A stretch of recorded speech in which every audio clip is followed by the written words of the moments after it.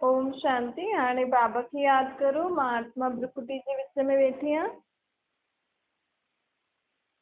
हाणे मां आत्मा हिन दैहिक दुनिया मां बुद्धि योग कढी निराकार परमात्मा खे थी याद करां। परमात्मा जा मां वाक्य थी ॿुधां जेका बाबा ब्रह्मा तन में अची करे ॿुधाया थे। ओम शांति। अॼु मिठा मिठा श्री बाबा ब्रह्मा जे तन द्वारा चवनि था, मीठे मीठे बच्चे हिन ड्रामा खे सुठी रीति समझो कि असां सभु आत्मायूं केर आहियूं? एक्टर। ऐं हिते छा था करूं? खेल था खेलूं। कोई आत्मा एक्टर हिते सतयुग खां खेल थी खेॾे, अलॻि अलॻि शरीर वठी करे। कई आत्मायूं त्रेता में आहियूं, कई द्वापर में, कई कलयुग में। अञा बि मथां खां आत्मायूं एक्टर अचनि थियूं। बाबा चवनि था सभी अलॻि अलॻि एक्टर अलॻि अलॻि पार्ट वॼाईंदो आहे। कोई कहिड़े धर्म में पार्ट थो वॼाए, कोई कहिड़े धर्म में पार्ट थो वॼाए, लेकिन आयो तव्हां सभु आत्मायूं, सभु अलॻि अलॻि आत्मायूं आहियूं। सभिनि आत्माउनि में पंहिंजो पंहिंजो पार्ट भरियल आहे, लेकिन आत्मा जो रूप हिकु जहिड़ो आहे ऐं नाम बि सभिनि जो आत्मा ई आहे, लेकिन पार्ट अलॻि अलॻि भरियल आहे। तव्हां में अलॻि आहे, तव्हांजे घर में जेतिरा बि माण्हू आहिनि उन्हनि जे शरीर में जेकी आत्मा आहे उन्हनि जो सभिनि जो पंहिंजो पंहिंजो पार्ट भरियल आहे। बाबा चए थो तव्हां सभु पार्टधारी परम धाम जी रहण वारी आहियो ऐं मां तव्हां आत्मायूं पार्टधारी जो बाप परमात्मा। मुंहिंजो तव्हांजो रूप हिकु जहिड़ो आहे। सभिनि आत्मायूं परमात्मा जो रूप हिकु जहिड़ो आहे, लेकिन पार्ट अलॻि अलॻि भरियल आहे। मां परमात्मा छो कहलाईंदो? छो जी मां तव्हां आत्माउनि वांगुरु हिते शरीर वठी करे पार्ट न वॼाईंदो आहे। ख़ुदि जो शरीर वठी करे पार्ट न वॼाईंदो आहे। शरीर जो लोन वठी करे ॿिए जे शरीर में अची करे तव्हांखे इहे सम्झ ॾींदो आहे।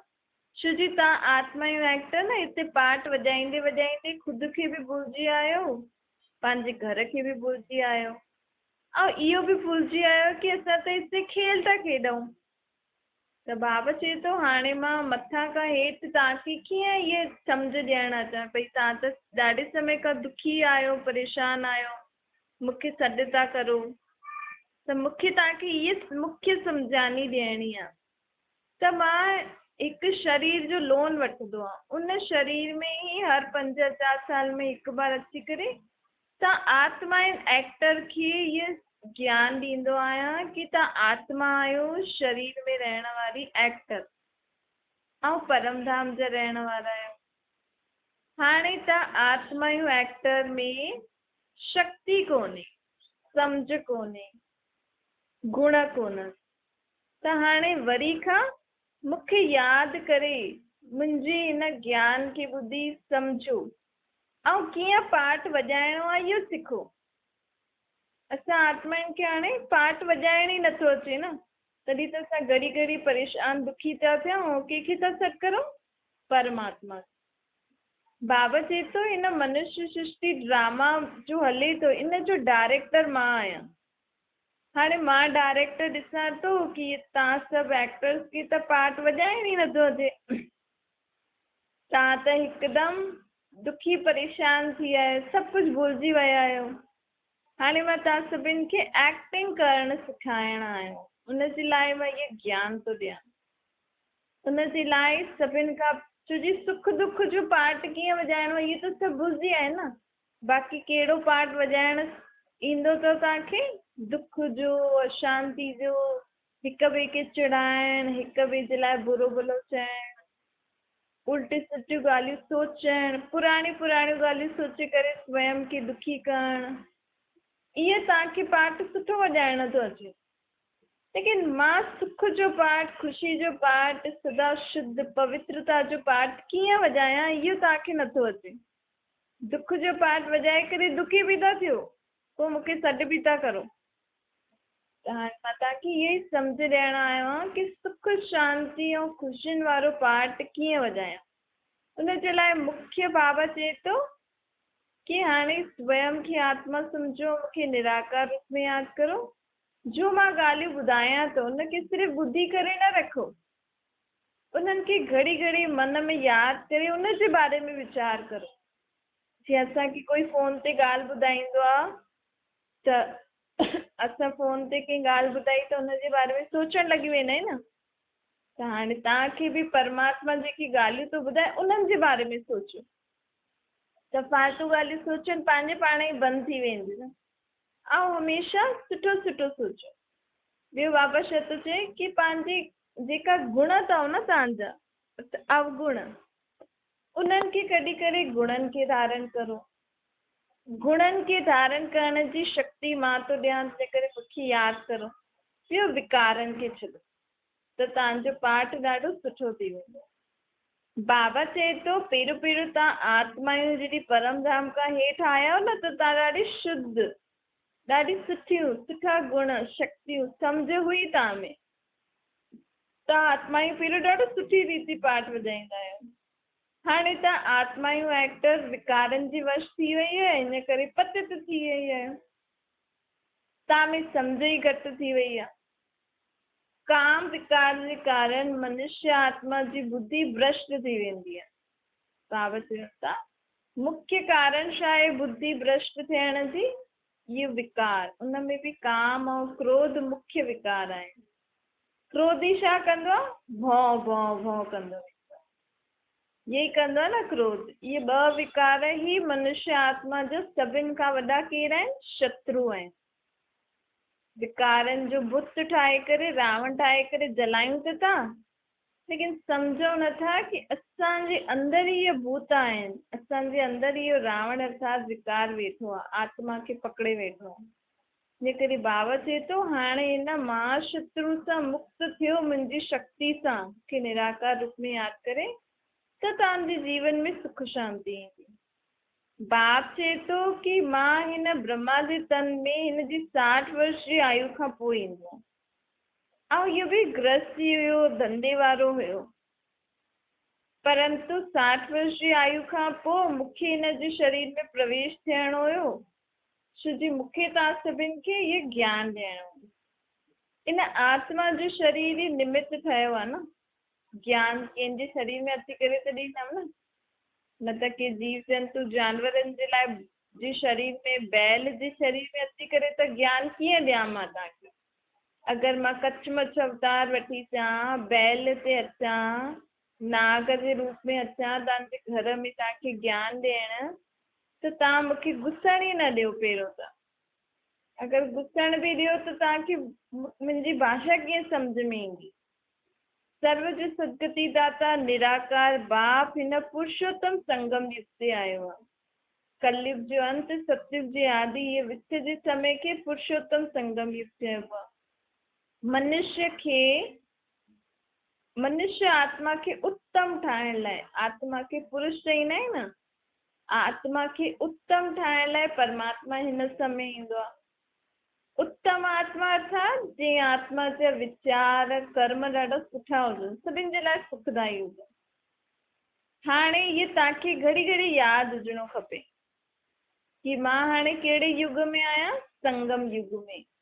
जेका माण्हू अञा ताईं परमात्मा खे नथा पहचाननि, अञा ताईं भॻवान खे ढूंढनि था, अञा ताईं कलयुगी रीति रस्म वांगुरु हलनि था, उहे कलयुग में आहिनि। अञा असां कलयुग में न आहियूं, असां बुद्धि सां असां सम्झी छॾियो आहे न सभु कुझु, त असां हाणे बुद्धि सां संगम युग ते पहुचिया आहियूं। सतयुग जे लाइ असां निकिरी विया आहियूं। असां पंहिंजे मन बुद्धि सां सतयुग जी तरफ़ां निकिरी विया आहियूं। असांजी जीवन रूपी नाव हाणे काॾे थी वञे? सतयुगी दुनिया में। बाक़ी सभु अञा कलयुगी दुनिया में वेठा आहिनि। त बाबा चए थो नाव में त वेही रहिया आहियो सतयुगी दुनिया में हलण लाइ, हाणे स्वयं खे लाइक़ु ठाहियो। ॾाढनि खे पंहिंजो गोरख धंधो ई सॼो ॾींहुं यादि रहंदो आहे। इन ॿाहिरां वारी दुनिया खां मुंहुं हटे ई नथो। बाबा इहो नथो चए धंधो धोरी छॾो, गृहस्थी छोड़ो, लेकिन धंधो कंदे हुए बि, गृहस्थी संभालंदे हुए बि बुद्धि में इहे यादि रहणो खपे कि हाणे मुंहिंजो परमात्मा पीउ मूंखे मिलियो आहे, मुंहिंजो परमात्मा टीचर मूंखे छा शिक्षाऊं ॾींदो आहे, मूंखे परमात्मा सतगुरु रोज़ रोज़ कहिड़ी कहिड़ी शिक्षाऊं थो ॾे। इहे असांखे बुद्धि सां घड़ी घड़ी यादि रखिणो खपे। त हिन रीति बाबा चए थो कि ॿाहिरां जो कमु कंदे हुए बि अंदरि आत्मा में इहो चिंतन हलंदो रहे। इन सां असां व्यर्थ ॻाल्हियुनि फालतू ॻाल्हियुनि सां बि मुक्त थी सघंदा आहियूं। बाबा चए थो अंत काल जो श्री सिमरे अहिड़ो श्लोक आहे न, त हाणे खां ई अभ्यास करो कि मुंहिंजो अंत समय परमात्मा जी यादि में ई गुज़रे। मां जॾहिं आत्मा ये शरीर छॾां त मूंखे परमात्मा जी यादि हुजणी खपे। हुनजो अभ्यास असांखे हाणे खां ई करणो पवंदो न। बाबा चए थो कि सभु कुझु कंदे स्वयं खे ट्रस्टी सम्झो। ये घर कंहिंजो आहे? परमात्मा जो। ये ॿार कंहिंजा आहिनि? परमात्मा जो। ये धंधो कंहिंजो आहे? परमात्मा जो। मां त निमित आहियां न। इन्हनि आत्माउनि खे तव्हां शरीर ॾिनो आहे न। तव्हांजे ॿारनि खे तव्हां छा ॾिनो आहे? असां त चऊं था असांजा ॿार आहिनि, असांजा ॿार आहिनि, लेकिन तव्हां त सिर्फ़ु उन्हनि खे शरीर ॾिनो आहे न। आत्मा त परमात्मा जी आहे न। त हाणे तव्हां जीअं हुनजे शरीर जी देखभाल करो था, उहो ई हुन आत्मा खे पंहिंजे परमात्मा जे पीउ जो बि परिचय ॾियणो आहे। बाबा चए थो ॿारनि जो बि हक़ु आहे न। असां सोचंदा आहियूं ॿार छा भॻवान खे यादि कंदा, मस्ती कंदा रहंदा, न, लेकिन ॿारनि जो बि हक़ु आहे पंहिंजे बाप परमात्मा खे निराकार रूप में यादि करनि। मां आत्मा परमात्मा जो ॿार आहियां। हिन छीछी दुनिया सां हाणे पंहिंजो बुद्धि योग न लॻायो। हिन दुनिया में रहंदे बि असांजी बुद्धि में रहे कि हाणे असां नई दुनिया में वञण वारा आहियूं। मनुष्य खे त पतो ई न आहे कि भॻवानु कॾहिं कीअं ईंदो। उहो त सोचंदा आहिनि भॻवानु कृष्ण जे रूप में ईंदो, त अञा ताईं उहो ई रूप ढूंढंदा रहंदा आहिनि। परंतु गीता में त लिखियलु आहे न कि मां साधारण मनुष्य तन जो रूप वठी करे ईंदो आहे। सत्यनारायण जी कथा में बि आहे, गीता में बि आहे, मां प्रकृति जो आधार वठी ईंदो आहे, मां जनम मरण खां परे आहियां, मां जनम मरण जे चक्कर में न ईंदो आहे। ऐं बाबा चयो थो कृष्ण खे त पंहिंजो शरीर आहे, उहो त जनम मरण में बि ईंदो आहे। त पोइ ज़रूरु कोई ॿियो ई आहे जो गीता ज्ञान ॿुधाए थो। गीता खे आध्यात्मिक ज्ञान चईंदा आहिनि, त आध्यात्मिक ज्ञान त ज़रूरु कोई ॿियो ई आत्मा ई ॿुधाईंदी न। परमात्मा हाणे असांखे सचो सचो गीता ज्ञान थो ॾे। तव्हां परमात्मा खां शक्ति वठी शिव जी शक्तियूं ठही आहियो न। भला आत्मा पुरुष तन में आहे या स्त्री तन में आहे, लेकिन आत्मा शिव बाबा खां शक्ति वठी थी त केरु थी वई? शिव जी शक्ति। शिव खे पंहिंजो शरीर न आहे न। हाणे शिव बाबा असां द्वारा पूरी विश्व में शक्ति थो ॾे। परमात्मा जी श्रीमत त ॻायल ई आहे।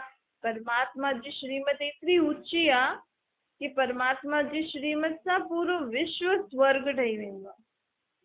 मनुष्य आत्मा अगरि परमात्मा जी श्रीमत ते हले त वो कलयुगी आत्मा खां देव आत्मा ठही वेंदी आहे। बाबा चए थो मां बि जादू कंदो आहे। कहिड़ो जादू कंदो आहे? कलयुगी मनुष्य आत्मा खे देवता ठाहींदो आहे, दैवी गुणनि वारो देवता। ॾिसो अॼु माण्हू कहिड़ो प्रयत्न था करनि जो क्रोध घटि थी वञे, मूंखे लोभ न अचे, मोह न अचे, विकारनि खां मुक्त थियां, इहो स्वभाव संस्कार ख़तमु थिए, हीअ ॻाल्हि मां भुलिजां, लेकिन भुलिजी नथा सघनि न। परमात्मा में एतिरी शक्ति आहे, अगरि असां परमात्मा खे निराकार रूप में यादि कंदा रहींदासीं ऐं पंहिंजे अंदरि जो बि ॻाल्हियूं आहिनि उहे परमात्मा खे ॿुधाए करे हल्का थींदा रहींदासीं, त पंहिंजी आत्मा हिकदमि परिवर्तन, हुन में शक्ति अची वेंदी आहे कि उहो दुखनि जी ॻाल्हियुनि खे भूले सघे। कंहिं बि मनुष्य आत्मा सां अगरि हुनजो कोई वेर भाव हुजे त हुनजे लाइ बि हुनजे मन में प्रेम उत्पन्न थिए, एतिरी परमात्मा में शक्ति आहे। त हुन निराकार खे असांखे घड़ी घड़ी यादि रखिणो आहे। बाबा चए थो तव्हांजी आत्मा जे मथां एॾे जन्मनि जो पाप कर्म चढ़ियल अथव, उहो कीअं उतरंदो? जॾहिं तव्हां मूंखे सॼो ॾींहुं यादि कंदा कर्म कंदे समय, तॾहिं त उतरंदो न। भॻवानु हाणे ब्रह्मा जे तन में अची करे असांखे राजयोग थो सेखारे। राजयोग अर्थात योग अर्थात आत्मा परमात्मा खे यादि करे पंहिंजे हिन शरीर रूपी कर्मेंद्रियनि ते राज्य करे, मन बुद्धि ते राज्य करे। भगवान त निराकार है न, उन्हनि खे त पंहिंजो शरीर न आहे। बाक़ी त सभिनि आत्माउनि खे पंहिंजो पंहिंजो शरीर हूंदो आहे। ऊच ते ऊच उहो हिकु बाप आहे जो असांखे पढ़ाइण आयो। इहे त तव्हां ई ॼाणंदा आहियो न, बाक़ी माण्हू थोरी था ॼाणनि। अञा ताईं उहो भॻवान खे अलाए कहिड़े कहिड़े रूप में ढूंढनि था। बाबा चए थो मां जेकी शक्तियूं ॾिनी तव्हांखे, उहो तव्हां शस्त्रनि जे रूप में मूर्ति आदि ठाहे करे उनखे शस्त्र ॾेई करे उन मूर्तियुनि जी पूजा था कयो। हाणे एॾी सारी देवियुनि जे रूप खे माण्हू पूजे थो, उन्हनि देवियुनि जे हथ एॾा सारा हथ ॾिना अथनि, पोइ शस्त्र ॾिना अथनि। इन जो मतिलबु छा आहे? छा अहिड़ी कोई देवी हूंदी? बाबा चए थो ये त आत्मा जी शक्ति जेकी हूंदी आहे न, आत्मा में जेकी परमात्मा खे यादि करे आत्मा में शक्ति ईंदी आहे, जंहिंसां उहो पंहिंजी बुराइनि अवगुणनि ते विजय प्राप्त कंदी आहे। कलयुगी दुनिया में रहंदे हुए भी शुद्ध पवित्र रहंदी आहे। आसुरी संप्रदाय ते विजय प्राप्त कंदी आहे। कोई भी आत्मा न कोई आत्मा न आत्मा खे बुरी दृष्टि सां न ॾिसे, कोई भी उनजे लाइ बुरो न करे। जॾहिं मुंहिंजे आत्मा में ये शक्ति ईंदी त बाबा चए थो त असां हिन दुनिया में रहंदे सुख शांति सां रहंदासीं। त ईअं ई जेकी देवियूं असां पूजूं था, उन्हनि जी बि आत्मा, उन्हनि खे चईंदा आहिनि न, उहो देवियूं के असां चईंदा आहियूं इहे शिव जी शक्तियूं आहिनि। अर्थात उहा आत्मायूं जी परमात्मा खे यादि करे पंहिंजे अंदरि शक्ति धारण कई। उन शक्तियुनि जो उन्हनि अलॻि अलॻि शस्त्र आदि देवियुनि जे हथ में ॾेई छॾिया अथऊं। जीअं असां इहे बि चईंदा आहियूं, अगरि सम्झो कंहिंजा 10 ॿार आहिनि, हूंदा आहिनि कंहिंजा चलो कंहिंजा 4 ॿार आहिनि, त चईंदा न इहे मुंहिंजी भुजायूं आहिनि। इन ॿार खे मां इन सां इहो कर्म कराईंदो आहियां, इन सां इहो मुंहिंजो इहो कमु कंदो आहे, इहो कमु कंदो आहे। त पंहिंजी भुजायुनि जे रूप में बाप पंहिंजे ॿारनि खे हलाईंदो आहे। ईअं ई जीअं आत्मा में एतिरी शक्ति हूंदी आहे न, अलॻि अलॻि तरीक़े जी परमात्मा खे यादि करे जे धारण कई, उनजो उन्हनि इहे हिकु मूर्ति जे रूप में ठाहे छॾी अथनि, ऐं उन्हनि जे हथ में उहे शक्ति जे रूप में उन्हनि शस्त्र ॾेई छॾिया अथनि। त बाबा चए थो इहे त आत्मा जी शक्ति आहे न। छोजी असां आत्मा परमात्मा खे पहचानंदा न आहियूं न, असां त देह खे ई ॾिसंदा हुयासीं। त मनुष्य आत्मा सोचई असां हाणे हिन शक्तियुनि खे पूजियूं कीअं? त हुननि इहे रूप ठाहे छॾियो। त बाबा चए थो लेकिन असां ॾिसो, माण्हू केॾो शरीर खे तकलीफ़ थो ॾिए न, हेॾो सारो बुख में रहे थो, लेकिन शरीर खे तकलीफ़ ॾियण सां आत्मा में थोरी शक्ति थी अचे। असां त चऊं था असां हुन देवी जे लाइ व्रत था रखूं, बुख में था रहूं, लेकिन देवी उहे शक्तियूं कीअं प्राप्त कई असां हुनखे ॼाणूं न। हुन देवी जी आत्मा बि परमात्मा खे यादि करे पंहिंजे अंदरि इहे शक्तियूं धारण कई। हुन थोरी चई की मां हाणे बुख में थी रहां, तव्हां मूंखे शक्ति ॾियो। बाबा चए थो मां तव्हांखे ईअं ई शक्ति कीअं ॾियां? तव्हांखे सम्झ बि त अचे न हर हिकु ॻाल्हि जी, की शक्तियुनि खे कीअं कार्य में लॻाइणो आहे, कहिड़े समय कार्य में लॻाइणो आहे, ऐं हिननि सां छा छा थींदो। त असांखे स्वयं खे आत्मा सम्झी करे परमात्मा खे यादि करे शिव बाबा खां, परमात्मा खां आत्मा में शक्ति धारण करणी आहे, जंहिंसां उहे हिन कलयुगी दुनिया में रहंदे हुए दुख शांति बुराइनि खां, बुरी दृष्टि खां परे रहे। ये शक्ति आत्मा में धारण करणी आहे। हिन जे लाइ शरीर खे तव्हां भोजन नथा ॾियो त हिन सां त कोई फ़ाइदो न आहे न। केसि ताईं तव्हां हुननि ईअं चईंदा भई तव्हांजो ॿारु हुजे, तव्हांजो ॿारु चए की हाणे मां रोटी नथो खायां, तव्हां मूंखे पहिरियों इहे सभु चीज़ूं वठी ॾियो। माउ बाप बि त ॾिसंदा न की ॿारु लाइक़ु आहे या न आहे। अञा त इहो नंढो आहे, हिनखे एॾी सारी चीज़ूं कीअं वठी ॾियूं, कल्ह बिगड़ी न वञे, ईअं न थी वञे, कुझु हेठि मथे ॻाल्हि न। माउ बाप बि ॾिसी करे चईंदा न, हीअ थोरी ॿारु चईंदो मां त न खाईंदमि जेसि ताईं न ॾींदव, त तव्हां वठी ॾींदवसि हुनखे, कहिड़े न कहिड़े रीति सां हुनखे मनाईंदव न। ईअं ई असां बि छा था करूं, इहे व्रत वारी बुख में रही करे असां बि हुननि खे ईअं ज़िद था करूं की असां हाणे हेॾा ॾींहं रोटी न खाईंदासीं, तव्हां असांजी मन्नत पूरी करो। हाणे देवी त सोचदी न, अगर मां तव्हांजी मन्नत पूरी कंदा, कल्ह जो कुछ गलत कम थी वञे, तव्हांजे भविष्य में त अॻियां इहे लिखल आहे, ऐं कुछ गलत पोइ तव्हां मूंखे चओ कि तव्हां मुंहिंजी ॻाल्हि मञी छॾी, असांजो ॿियो ई घाटो पइजी। इन करे बाबा चए थो कि असां भॻवान देवी देवताउनि जे मथां जेको ये सभु करूं था, कि एतिरे जो प्रसाद चढ़ायूं था, असांजो इहो कमु करो, असां बुख में था रहूं, असांजे लाइ इहे करो, ईअं न करणो खपे। छो जो परमात्मा बि आत्मा जो बाप आहे न।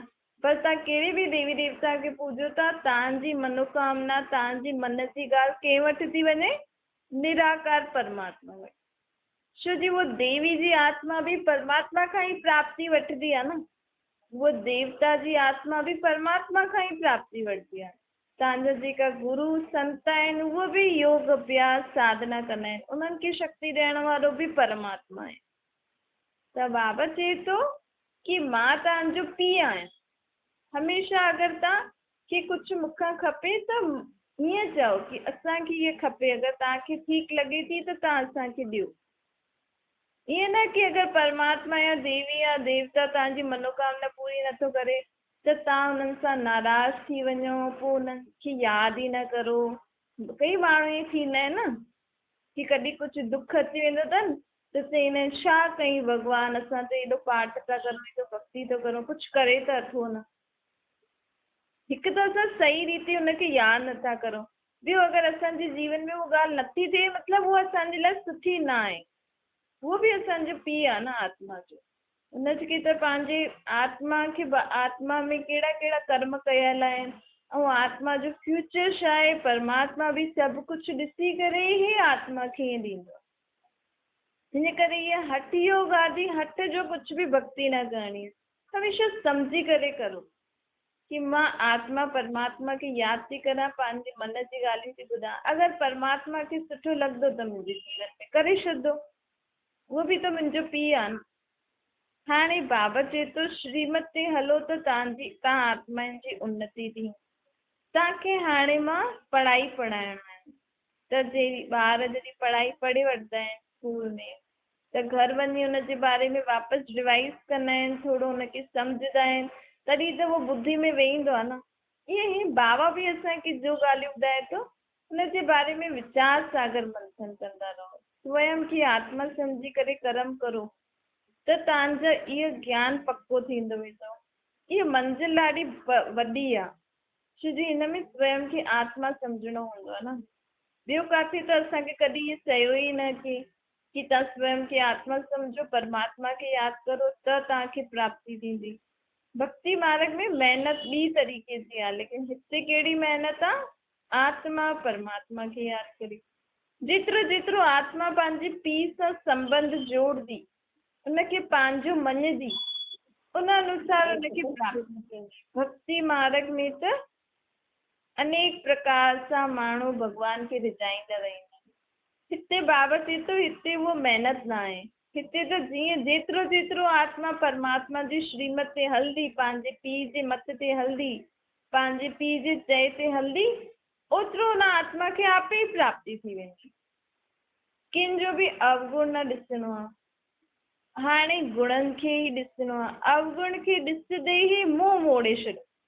अगरि कंहिं में तव्हांखे अवगुण ॾेखारण में बि थो थिए त हुन सां मुंहुं मोड़े छॾियो, असां हुनजे बारे में सोचो न, हुनजा गुण ई ॾिसो।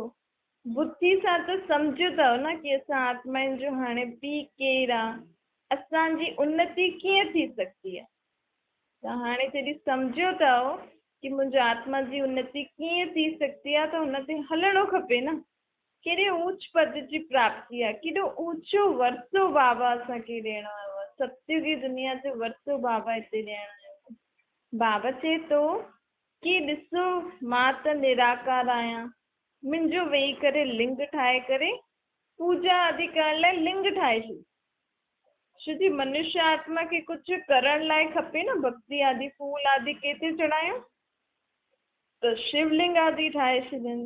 पर बाबा चए थो उहो लिंग बि त निराकार जो रूप आहे। त छो न असां स्वयं खे आत्मा सम्झी करे निराकार खे यादि करूं।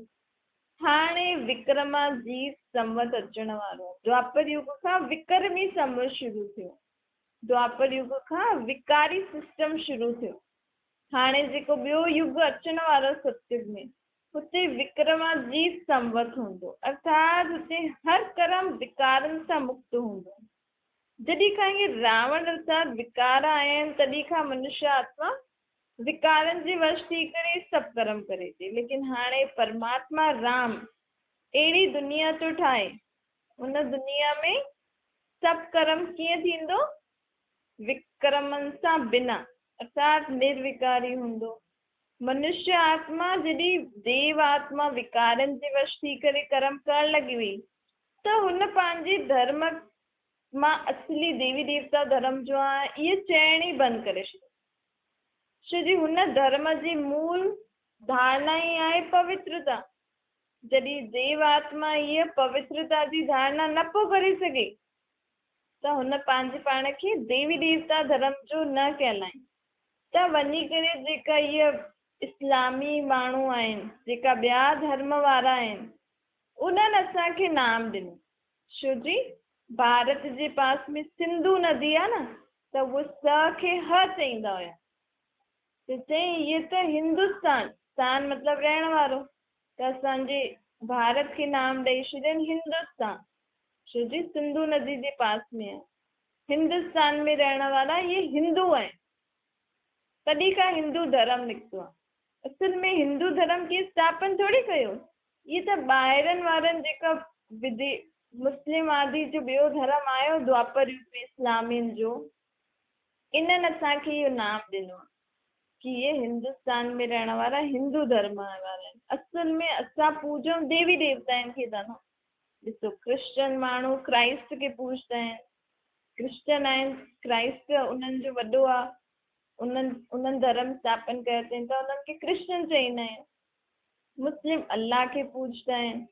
ईअं ई असां चलो भारत, वैसे त हिन जो नाम असली भारत आहे, लेकिन अगरि माण्हुनि हिंदुस्तान बि चई छॾियो, लेकिन ईअं थोरी हिंदुस्तान में रहण वारा असांजो धर्म बि हिंदू थी वियो, बल्कि असां पूॼूं देवी देवताउनि खे था, त असांजो धर्म बि कहिड़ो आहे? देवी देवता। लेकिन असां हुन धर्म जी नियम पालन नथा करे सघूं, हिन करे स्वयं खे हुन धर्म जा नथा कहलाए सघूं। अच्छा मीठी मीठी स्कूल जे ॿारनि खे माता पिता बाप दादा जो यादि प्यारो गुड मॉर्निंग रूहानी बाप जी। असां सभिनि रूहानी ॿारनि खे नमस्ते। असांजी बि रूहानी माता पिता बाप दादा खे यादि प्यार गुड मॉर्निंग ऐं नमस्ते। वरदान आहे संतुष्टता जी विशेषता द्वारा हर कड़े पेपर में भी सफल थियण वारा दृढ़ता संपन्न ठहो। संतुष्टता असांजे जीवन जो लक्षण, ये ॾाढी विशेष प्राप्ति आत्मा। इन करे आत्मा परमात्मा खे यादि करे पंहिंजे अंदरि संतुष्टता भरे, संतुष्टता जो गुण पंहिंजे अंदरि भरणु। बाबा चए थो तव्हां एतिरा संतुष्ट रहो, पंहिंजी आत्मा में खे एतिरो संतुष्टता सां भरपूर करे छॾियो कि कोई तव्हांखे केतिरो बि हेठि ॾेखारे कि इहे त अहिड़ो ख़राबु आहे, ईअं हूअं कोई तव्हांजी केतिरी बि इंसल्ट करे, लेकिन तव्हां दाता जा ॿार कॾहिं बि असंतुष्ट न थियो, कॾहिं बि उन्हनि आत्माउनि जे लाइ बुरो न सोचो। तव्हां एतिरो संतुष्ट रहो परमात्मा खे यादि करे कि तव्हां हुननि खे बि संतुष्टता जी किरणियूं ॾेई सघो। तव्हांजे जीवन में कोई बि वॾे खां वॾी परिस्थिति बि अची वञे, लेकिन कॾहिं बि मुंहिंजी आत्मा खे असंतुष्ट न थियणो।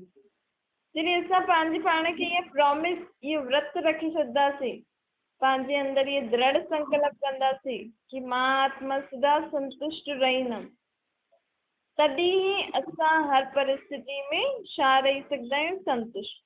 छो जो जीवन में कोई बि ॻाल्हि अचे थी त हुन में कुझु न कुझु सुठो हूंदो ई आहे, लेकिन असां जल्दी सां जल्दी असंतुष्ट या घबराए वेंदा आहियूं न, त पाण खे उहा ॻाल्हि सम्झ में न ईंदी आहे कि हिन में छा सुठो आहे। हिन करे सदा संतुष्ट रहणो आहे। स्लोगन आहे ख़ुशनुमा उहा आहे जंहिंजे दिलि में सदा ख़ुशी जो सूर्य उदय रहे। असांजे जीवन में सदा ख़ुशी जो सूर्य उदय रहे, हिन लाइ कुझु न कुझु ख़ुशियुनि जी ॻाल्हियूं सोचंदा रहो। जीअं असांजे मन में फालतू ऐं हेॾा वेॾा जी ॻाल्हियूं हलंदी रहंदियूं आहिनि न, हाणे उन्हनि खे परिवर्तन करे कोई न कोई ख़ुशी जी ॻाल्हि सोच त असां सदा छा रहंदासीं ख़ुशनुमा।